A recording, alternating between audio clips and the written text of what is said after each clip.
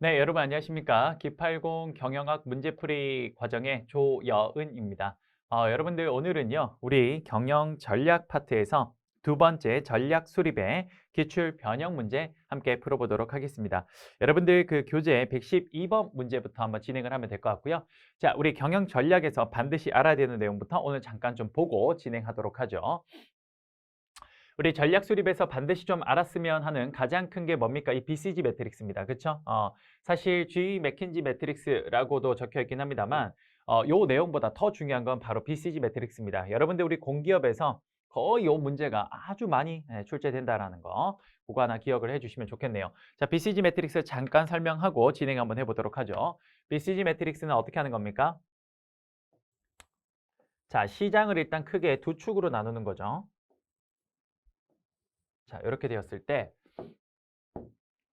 가로축이 뭐가 되냐면요. 그 시장에서 해당 사업부가 얼마나 마켓시어를 점유하고 있나. 그걸 이제 약간 그럴싸한 말로 상대적 시장 점유율이라고도 하죠. 이렇게 이야기를 하고요.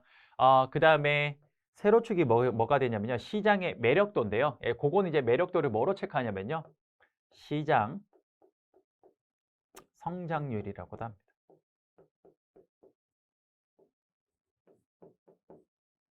이렇게. 자, 그랬을 때 이렇게 한번 해볼게요.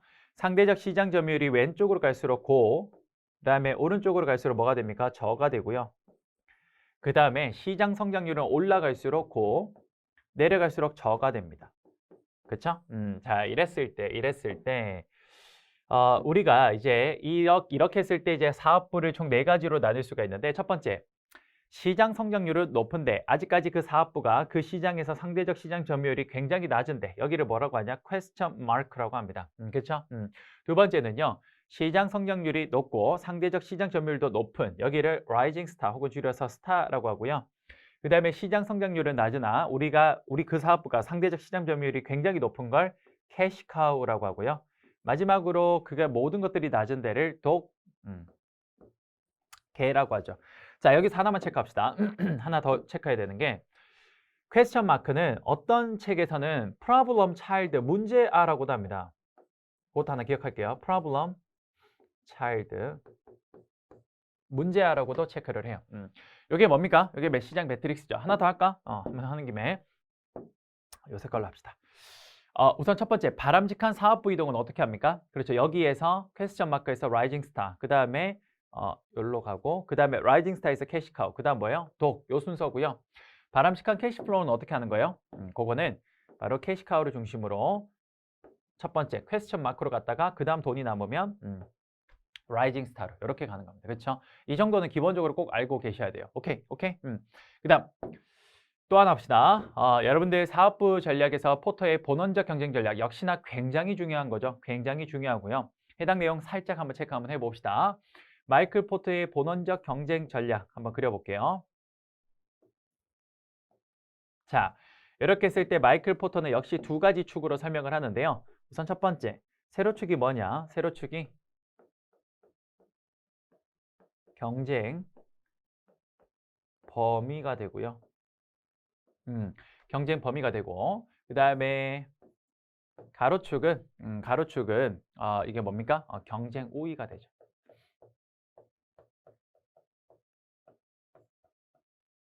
이렇게, 그쵸? 자, 한번 해봅시다. 경쟁 범위가 위로 갈수록 뭡니까? 넓어요. 그러니까 넓은 시장을 대상으로 경쟁한다는 거죠. wide. 그 다음에 밑으로 갈수록 뭡니까? 좁은 시장을 상대로 경쟁을 한다. 그래서 narrow라고 할게 좁다. 됐죠? 그 다음 경쟁 우위가요. 왼쪽은 뭐 할 거냐면요. 왼쪽은 제품을 싸게 만들 수 있는 원가의 우위가 있고요. 우리 회사가 예를 들어서 오른쪽은 뭐가 됩니까? 그렇죠. 제품을 다른 회사랑 뭔가 차별할 수 있는 차별화의 우위가 있다라고 해볼게요. 이랬을 때 마이클 포터는 다음과 같이 사업부를 세 가지의 본원적 경쟁 전략으로 이야기를 하게 되는데요. 자, 볼게요. 경쟁 우위가 원가고 넓은 시장을 대상으로 경쟁하는 이런 사업부가 뭐라고 하냐? 요런 그렇죠. 원가 우위 전략이라고 합니다. 자, 전략은 생략할게요. 오케이? 두 번째, 넓은 시장을 대상으로 경쟁하는데 우리 회사가 타 회사랑 좀 더 제품을 차별화할 수 있다. 이게 뭡니까? 오케이. 차별화 전략.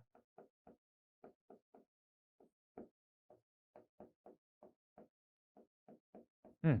그리고 마지막 뭡니까? 좁은 경쟁 범위에서 그러니까 아주 좁은 곳에서 시장에서 집중적으로 마케팅하고 경쟁하는 거. 그게 뭐예요? 그게 집중화 전략.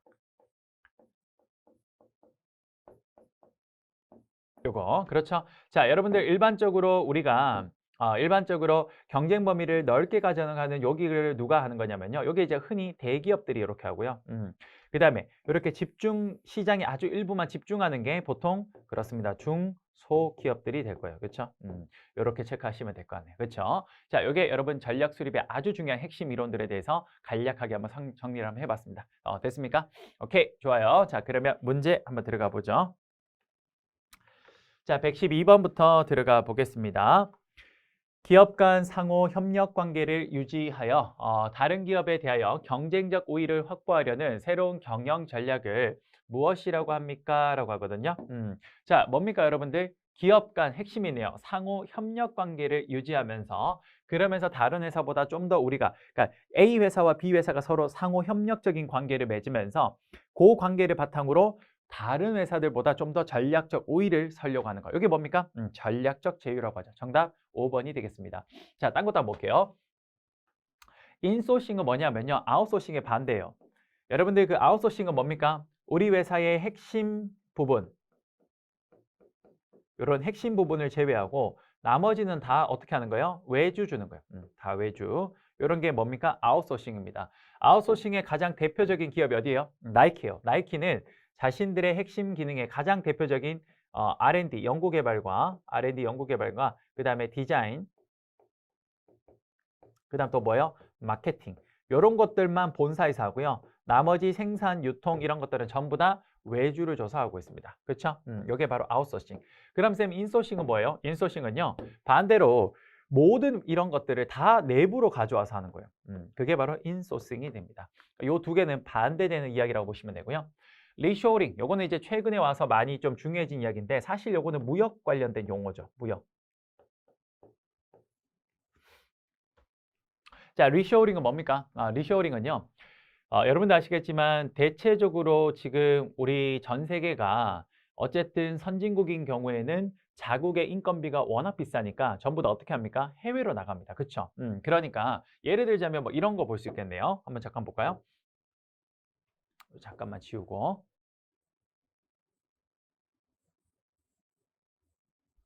자, 잠깐만요. 좀 지우고 하겠습니다. 자, 한번 그림 잠깐 그려볼게요. 자, 우리나라가 예를 들어서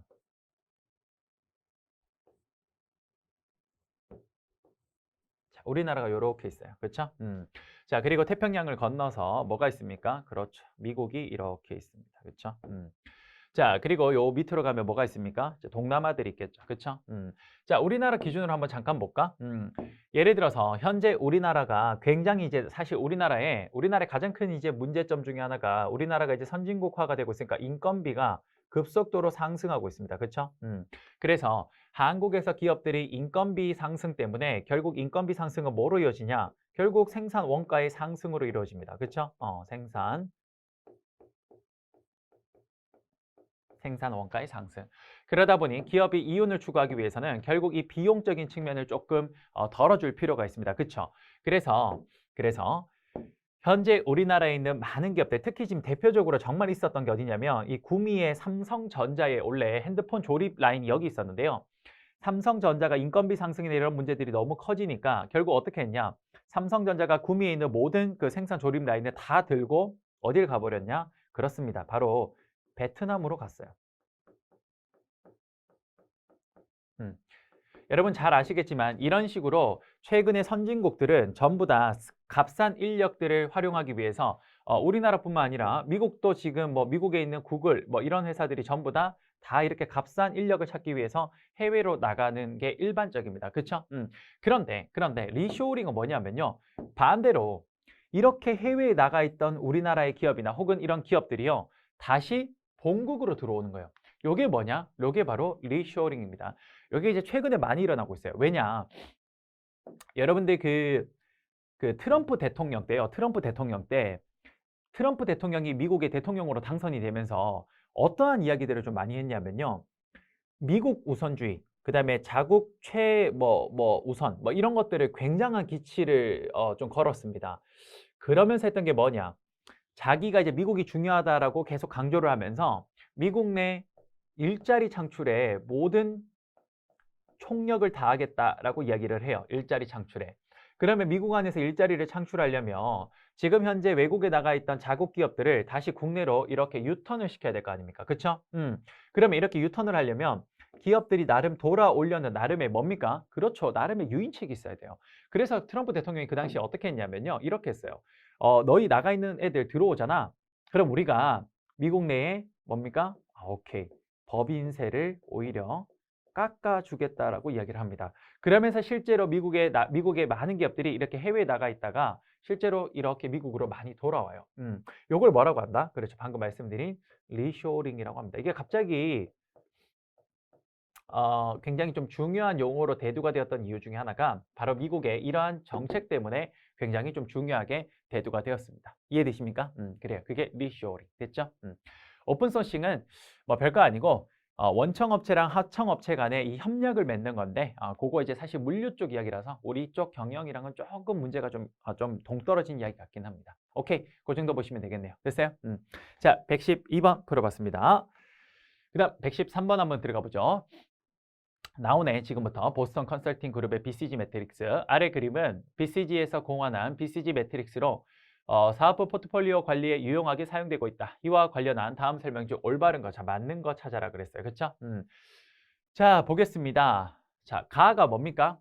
라이징 스타죠. 가에 있는 사업은 일반적으로 가가 나를 거쳐서 그 다음에 라로 옮겨간대요. 아니죠? 아니죠. 제가 뭐라 그랬어요? 가장 바람직한 건 나에서 가로 갔다가 가에서 다로 가고 그 다음 다에서 라로 가는 겁니다. 그렇죠? 그러니까 가에 있는 사업은 일반적으로 나가 아니라 어디입니까? 그렇죠. 다를 거쳐서 라로 가는 그래서 이거 틀렸네요. 그렇죠? 2번.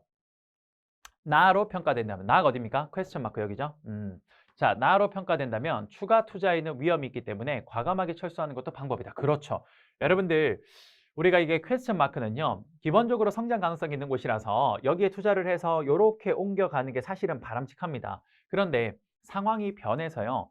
여기 더 투자해도 크게 이득이 없을 것 같으면 어떻게? 오케이. 퀘스천 마크는 바로 이렇게 떨어지는 것도 하나의 방법이에요. 그래서 정답은 몇 번? 정답은 2번이 되겠습니다. 자, 나머지도 뭐 틀렸는지 쭉 한번 정리해 볼게요. 자, 3번 볼게요. 다의 경우, 다가 어디입니까? 캐시카우죠. 캐시카우의 경우 성장 전략이 요구되기 때문에 기업의 자원에 집중 투자가 필요하다. 아니죠, 여러분. 성장 전략이 요구되는 건 캐시카우의 다가 아니라 왜 다는 성장 이미 거의 끝나가는 산업이에요. 그러니까 다가 아니라 뭡니까? 오케이, 요거는 가가 됩니다. 라이징 스타. 그래서 틀린 거예요. 4번에 라가 어디입니까? 독이죠. 자, 라는 가장 오래된 사업 부문으로 투자는 필요 없고 현금 유입이 크며 유출이 작다. 자, 여러분 가장 중요한 말인데요. 현금의 유입이 크면서 유출이 작은 여기는 뭐냐면요. 독이 아니라 뭡니까? 캐시카우에 해당되는 오케이 다가 될 겁니다. 이렇게 됐죠? 그다음 5번에 가는 경쟁력은 낮아도 가가 어디입니까? 라이징 스타죠. 경쟁력은 낮아도 시장의 매력도가 높은 사업이기 때문에 기업 차원에서 키워야 된다. 자, 시장의 매력도가 높다라는 건 이건 무슨 말입니까? 시장의 성장률이 높다라는 걸 이야기해요. 그렇죠? 그런데 그 옆에 경쟁력이 낮다라는 건 뭡니까? 시장의 점유율이 낮다라는 거예요. 그렇죠? 여러분, 시장의 점유율이 낮고 시장의 매력도가 높은 건 가가 아니라 뭡니까? 그렇죠. 퀘스천 마크 나가 됩니다. 틀린 거는 맞는 거는 정답 몇 번?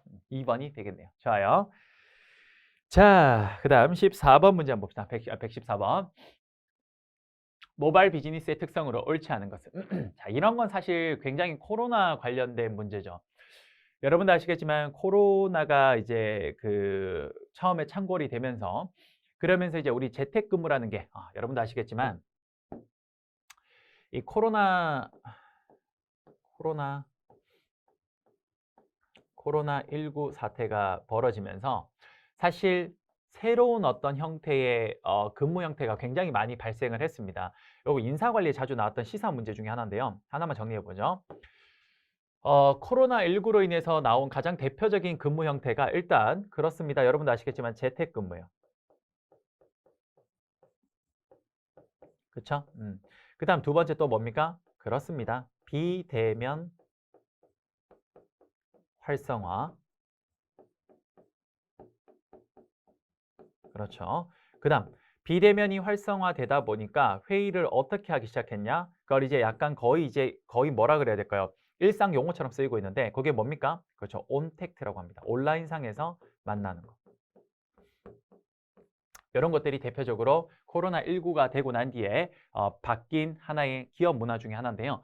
그중에 대표적인 게 뭐냐? 그게 바로 저기 있는 모바일 비즈니스입니다.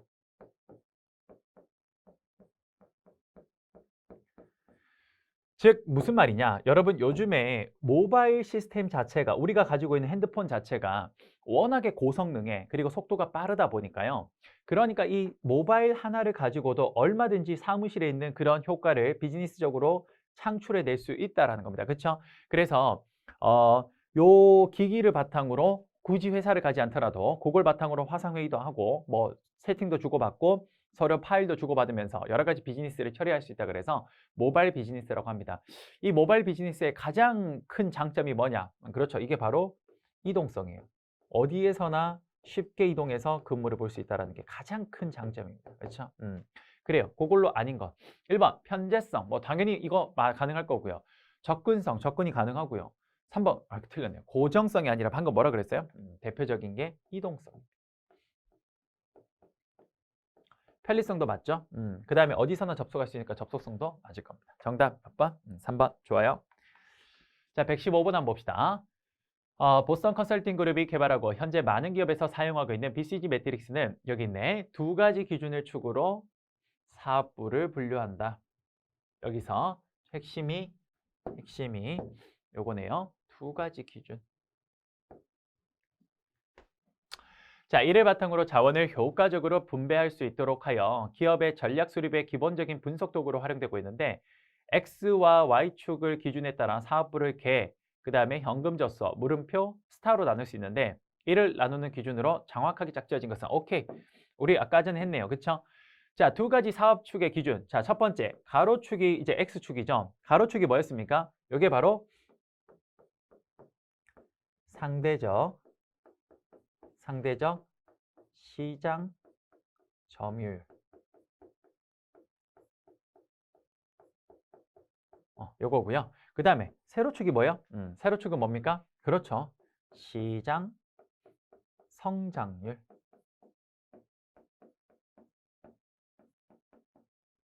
시장 성장률 요건 이제 다른 말로 그 시장의 매력도라고도 했습니다. 그쵸? 매력도.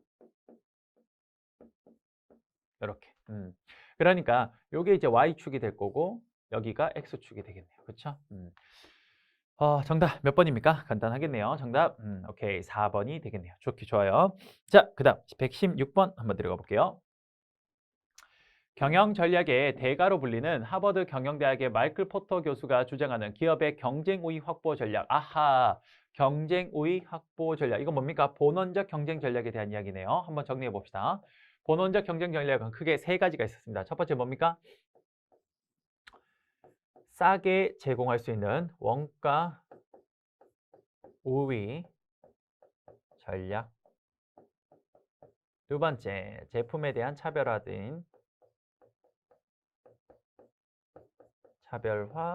전략. 그다음 마지막 세 번째, 좁은 시장에 타겟으로 하는 뭡니까? 오케이.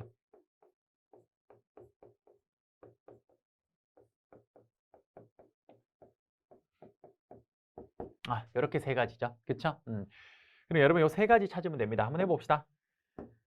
첫 번째, 특정 산업이나 지역 혹은 고객에게 집중하는 겁니다. 오케이, 요거 뭐가 됩니까? 집중화 전략이 되겠네요.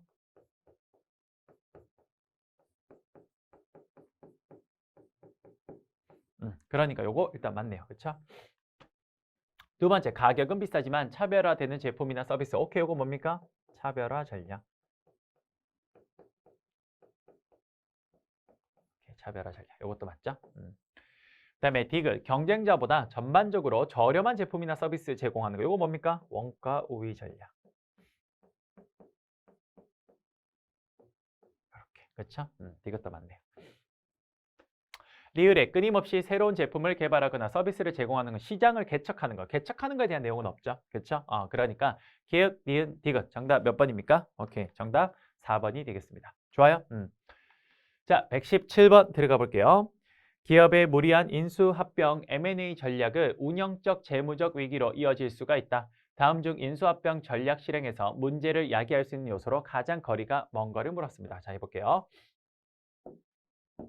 첫 번째, 법적 규제에 따른 절차적 비용. 그렇습니다. 예를 들어서 M&A를 하는데 법적으로 뭔가 막혀 있거나 혹은 법적으로 그걸 허용하지 않는다. 그럼 어쨌든 그걸 어쨌든 허용을 하기 위해서는 여러 가지 비용이 필요하겠죠. 그러니까 법적 규제 혹은 그 규제가 너무 까다로울 때마다 그 진행할 때마다 관련된 비용을 내야 되니까 이런 거 충분히 뭡니까? 오케이, 가능한 실행의 문제를 야기하는 요소로 볼 수 있겠네요. 2번, 기업 간 제품군의 자기 잠식 가능성. 그렇죠. 예를 들어서 우리가 예를 들어 삼성전자가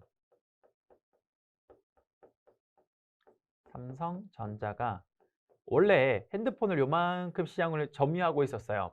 그런데 삼성전자가 어떤 회사를 인수했냐? 예를 들어서 삼성전자가 H전자라는 회사를 인수했다고 할게요. 그러면 H전자도 원래는 시장에 한 이 정도 일부를 좀 자기 걸로 가지고 있었습니다. 자, 이랬을 때 보세요. 요 회사가 요 회사를 인수하게 되면 우선 자기 거는 그대로 지키긴 하는데, 그리고 새로운 걸 가져오기도 하지만 요 두 회사가 겹치고 있었던 상품군이 있었던 거예요. 요런 거 뭡니까? 그렇죠. 요거는 결국 요 시장 안에서는 서로가 서로를 뭐 하는 거예요? 그냥 농갈라 먹게 하는 거죠. 그렇죠? 그런 걸 우리가 cannibalization, 뭡니까? 자기 잠식이라고 합니다. 그런 가능성 충분히 있죠. 3번, 피인수 기업의 산업군에 따른 진입장벽. 그렇죠. 정답 몇 번입니까? 3번이 됩니다. 오히려 M&A를 하게 되면 그 기업을 인수함에 따라서 진입장벽을 훌쩍 쉽게 뛰어넘을 수 있는 아주 좋은 방법 중에 하나예요. 그래서 진입장벽을 이걸 요소로 보기엔 오히려 어렵다고 보여집니다. 그렇죠? 4번, 인적 자원의 다양성에 따른 조직 통합 비용. 그렇죠. 문화가 다른 두 기업이 합쳐졌을 때 그 문화가 융화되지 못하면 다시 와야 되는 경우도 굉장히 많아요. 가능하네요. 5번에 동일 기업을 인수하고자 하는 기업들의 과당 경쟁. 그렇죠. 같이 인수하려고 막 경쟁하다 보면 그 회사의 그 인수 가격이 계속 올라가니까 굉장히 비용이 많이 들어갈 수 있습니다. 정답은 3번이 되겠네요. 됐어요? 자, 그 다음에 18번, 118번. 다음 중 기업이 원가 우위 전략을 사용하기에 효과적인 상황. 원가 우위 전략이라는 건 결국 뭡니까? 그렇죠. 가격을 싸게 가져가는 거죠. 자, 볼게요. 자, 1번 차별적 기술을 가지고 있는 경우. 이거는 뭡니까? 이건 차별화 전략.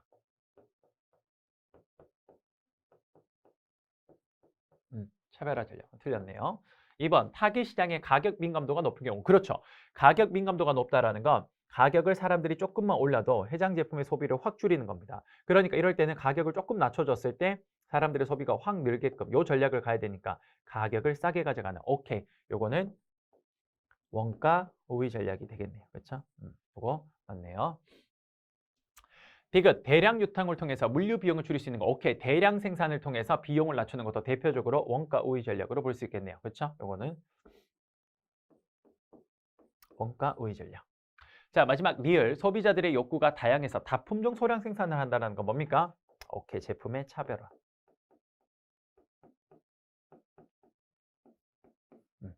정답 몇 번? 니은, 디귿. 오케이. 정답 3번 되겠네요. 그렇죠? 자, 그 다음 19번 문제 들어가 볼게요. 19번. 다음 사업부 전략에 대한 설명으로 옳지 않은 거, 자, 틀린 거 물었습니다. 틀린 거 들어가 볼게요. 마케팅 기능이나 연구개발 기능에 우위가 있는 기업은 주로 차별화 전략을 사용한다. 오케이. 마케팅을 차별적으로 할 수 있으니까 맞겠네요. 2번. 집중화 전략은 전문성을 확보할 수 있는 장점이 있으나. 그렇죠. 왜 그러냐? 아주 좁은 시장을 우리가 집중적으로 우리가 소구할 수 있으니까 그 시장의 만큼은 뭡니까? 전문성을 확보할 수 있다는 게 맞습니다. 그렇죠? 자, 그런 장점이 있으나 특정 세분 시장에서만 활동함으로 위험이 크다는 단점이 있다. 그렇죠. 왜? 그 시장에서는 전문성을 가지고 있는데 만약 그 시장에서 시장성이 떨어지면 어떻게 됩니까? 사업부 전체를 잃을 수 있습니다. 그렇죠? 충분히 맞는 말이네요. 3번 차별화 전략을 사용하게 되면 가격을 높게 받을 수 있다는 장점이 있다. 그렇죠. 여러분 애플이 왜 왜 그렇게 비싼 거 받겠습니까? 그렇죠? 애플은 이런 뭡니까? 그 전자펜 하나를 20만 원에 파는 거죠. 와, 제가 만년필 좋아하는데 만년필 비싼 거 사도 물론 좋은 거 엄청 비싸긴 한데 막 그 정도는 아닌 것 같은데. 어쨌든 예, 그게 갬성이라는 차별 때문에 나온 거 아니겠습니까? 그렇죠? 예. 4번 제품 수명주기 도입기에는 집중화 전략이 유리하고 그렇습니다. 왜냐? 도입기에는 누가 이 제품을 사용할지 잘 모르기 때문에 아주 좁은 시장에서 마케팅을 테스트해보는 게 제일 좋고요. 그리고 나서 정말 시장성이 있다고 생각되면 그러면 성장기 성숙기로 넘어갈 때 차별화나 원가 우위 전략을 사용하면 됩니다. 오케이, 맞네요. 5번 사업의 후발 진입자는 선발 진입자보다 높은 위험을 지면서 사업을 해야 되는 부담감이 있다. 아니죠. 정답 몇 번? 5번. 왜요? 여러분 보세요. 산업의 선발자의 가장 큰 단점이 뭐냐면요.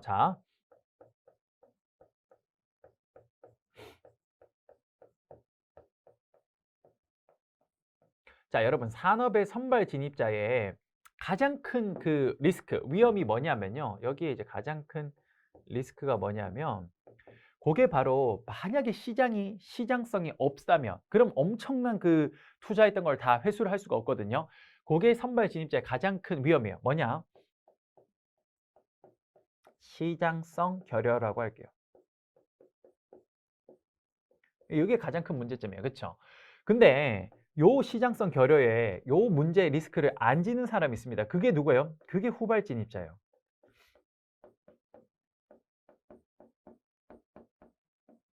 자, 한번 제가 예를 들어서 한번 설명해 볼게요. 이게 누구냐면요. 요게 애플이에요. 그리고 요게 누구냐면 요게 이제 요게 삼성이에요.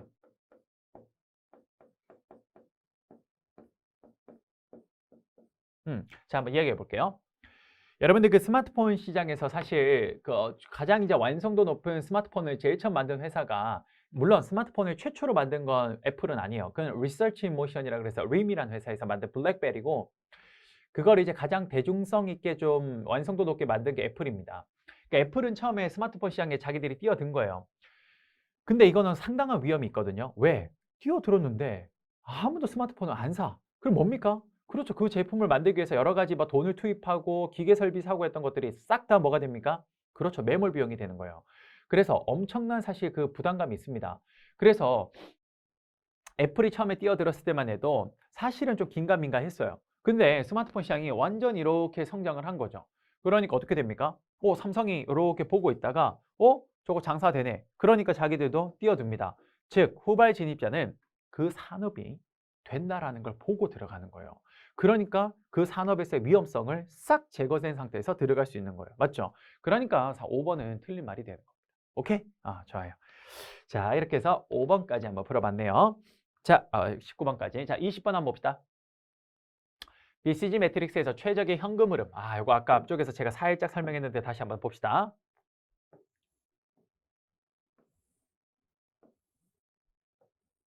자, BCG 매트릭스에서 우선 여기 가로축이 뭡니까? 시장에서의 상대적 점유율. 세로축이 뭐예요? 시장의 성장률. 그렇죠? 매력도. 그리고 여기가 뭐가 돼요? question mark. 여기가 rising star. 여기가 cash cow. 그다음 마지막 뭐가 돼요? 독이 됩니다. 그렇죠? 자, 어떻게 가는 게 가장 바람직하다? 현금은 일단 캐시카우에서 많이 창출이 됩니다. 이걸 어떻게? 첫 번째 일단 퀘스천 마크로 보내고 남는 돈은 두 번째 어디? 그렇죠. 바로 라이징 스타로. 그러니까 정답은 캐시카우에서 퀘스천 마크. 정답 몇 번? 3번이 되겠습니다. 됐어요? 그 다음에 121번. BCG 매트릭스에서 상대적 시장 점유율이 높고 시장 성장률도 높은 거 어디입니까? 자, 봅시다. 상대적 시장 점유율이 높은데 상대적 시장 점유율이 높은 건 다 이쪽이죠. 이쪽. 그 다음에 또 뭐예요? 시장의 아까 전에 성장률도 높은 데라고 했죠. 성장률이 높은 건 이쪽이죠. 겹치는 데는 여기 라이징 스타. 그러니까 121번의 정답은 1번 스타가 되겠네요. 됐어요? 자, 그 다음에 122번 한번 봅시다. 122번. 요건 했고. 자, 122번. 경영 전략에 관한 설명으로 가장 적절한 거, 맞는 거 찾아라고 했습니다. 그쵸? 자, 들어가 볼게요. 1번. 보스턴 컨설팅 그룹의 사업 포트폴리오 매트릭스에서, 즉 이게 BCG 매트릭스죠. 물음표의 경우에는 자금을 투입하기도 한다. 그렇죠. 정답 바로 1번이네요. 그렇죠? 왜? 앞으로 물음표, 퀘스천 마크는 앞으로 성장 가능성이 있는 곳이죠.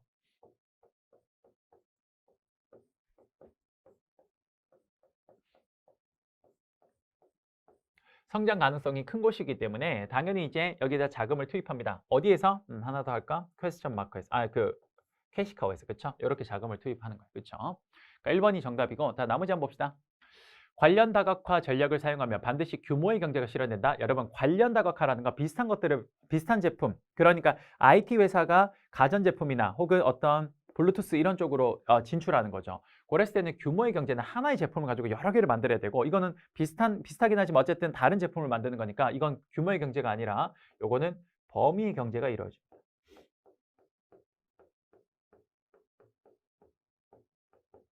오케이, 그래서 틀렸네요. 3번, 포터의 가치사슬 모형에 의하면 본원적 활동, 즉 주활동이죠. 본원적 활동, 아까 앞에서 했던 주활동에는 기획, 구매, 물류, 생산, 판매, 유통, 사후관리가 있는데, 자, 물류부터 여기까지 사후관리, AS까지는 요거는 주활동이 맞아요.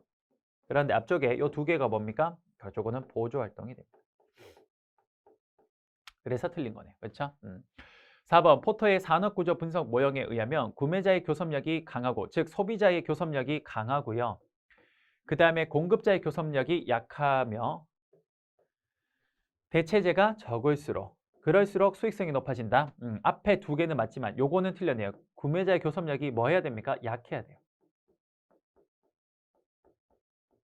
이렇게. 그래서 틀렸습니다. 5번, 보스턴 컨설팅 그룹의 사업 포트폴리오 매트릭스에서 상대적 시장 점유율이 1보다 크다는 것은 시장 점유율이 50% 이상이라는 것을 의미한다. 약간 어려운 말인데, 여러분, 보스턴 컨설팅 그룹에서 상대적 시장 점유율이 1보다 크다라는 건요, 그거는 뭘 의미하는 거냐? 이렇게 적을게요. 현재 그 사업부가 시장에서 1위를 하고 있다는 이야기라고 보시면 됩니다. 정답은 1번이 오케이, 맞는 말이 되겠습니다.